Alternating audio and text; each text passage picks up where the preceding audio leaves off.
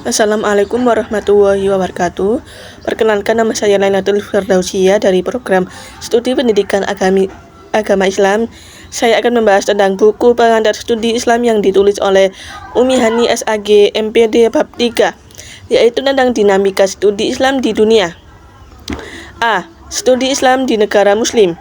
Akhir periode Madinah sampai dengan 4 Hijriah, fase pertama pendidikan Islam masih di masjid-masjid dan rumah-rumah dengan ciri hafalan. Namun sudah diperkenalkan logika matematika, ilmu alam, kedokteran, kimia, musik, sejarah, dan geografi.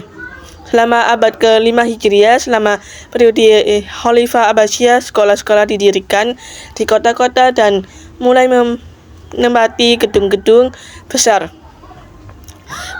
bukan lagi masjid, dan mulai yang bersifat intelektual, ilmu alam, dan ilmu sosial.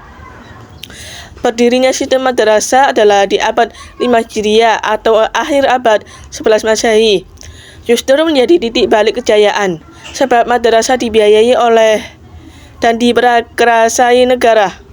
Pengaruh Imam Al-Ghazali yaitu sebagai berikut ini. 1. Nismaniyah di Baghdad. Perguruan tinggi Nismaniyah di Baghdad ini berdiri pada tahun 445 Hijriah atau 1063 Masehi. Perguruan tinggi ini dilengkapi dengan perpustakaan yang dipandang kaya raya di Baghdad, yakni Bait al-Hikmah yang dibangun oleh Khalifah Al-Ma'mun. Salah seorang ulama yang besar yang pernah mengajar di sana adalah ahli fikir Islam terbesar. 2. Al-Azhar di Kairo, Mesir. Panglima besar Juhari Al-Sikli pada tahun 362 Hijriah membangun perguruan tinggi Al-Azhar dengan kurikulum berdasarkan ajaran sekte Syiah. Pada masa pemerintahan Khalifah Al-Hakim bi Amirillah, Khalifah ke-6 dari Daulat Fatimiyah, ia pun membangun perpustakaan terbesar Al-Ghairah untuk mendampingi perguruan tinggi Al-Azhar. 3. Perguruan tinggi Cordoba. Adapun sejarah singkat Cordoba dapat digambarkan dengan demikian, bahwa di tangan Daulat Umayyah, semenanjung Liberia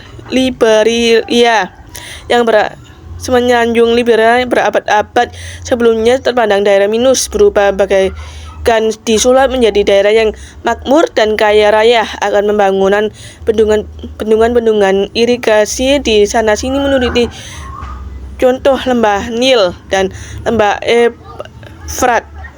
4.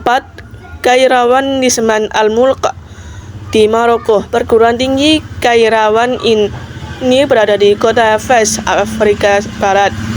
Perguruan tinggi ini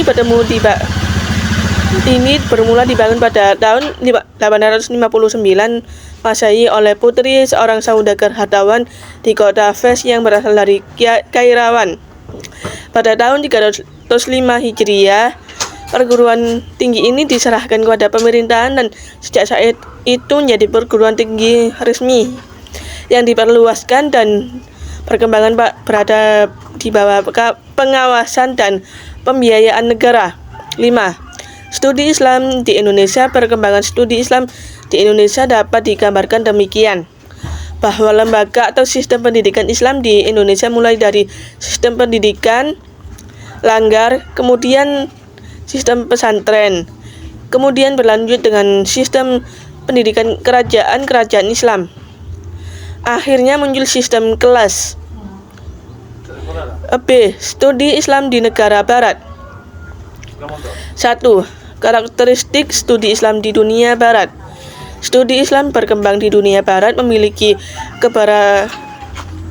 beberapa karakteristik yang dapat dikelompokkan menjadi 3, yaitu A. Berdasarkan dosen yang mengajarkan studi Islam. Berdasarkan dosen yang mengajar studi Islam dapat dikelompokkan menjadi 2, yaitu 1. Tenaga pengajar non-muslim. Mereka yang non-muslim ini lebih dikenal dengan sebutan orientalistik. Kata orientalis berasal dari dua kata, yaitu Orient yang berarti timur dan lis yang berarti ahli. Maka secara bahasa orientalis adalah ahli ketimuran.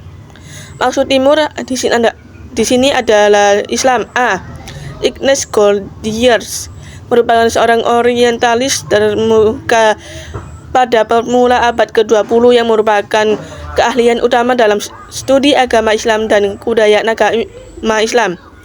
B. Snout Howard pernah mengunjungi negeri Arab pada tahun 1984 dan berhasil sampai di Mekah. C. I. Guidi adalah seorang orientalis terkenal yang berasal dari Italia dalam bidang bahasa Arab.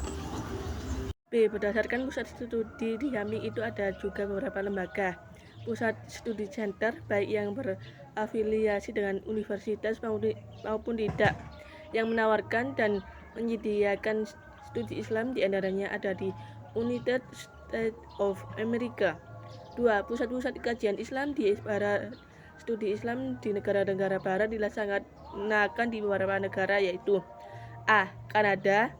Kajian keislaman di Kanada pertama kali diselenggarakan oleh McGill University. Tokoh utamanya Wilford Cantwell Smith. Gagasan utama bukannya kajian ini adalah banyaknya konflik yang ditimbulkan oleh isu agama.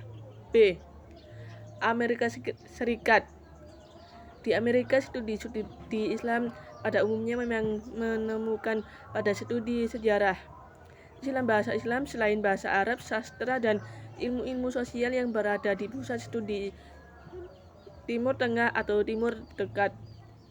Studi Islam dimulai pada periode Madinah dan diperkenalkan lagi pada abad ke-5. Studi Islam juga memiliki karakteristik tersendiri. Sekian, terima kasih. Apabila ada salah kata-kata, mohon maaf. Wassalamualaikum warahmatullahi wabarakatuh.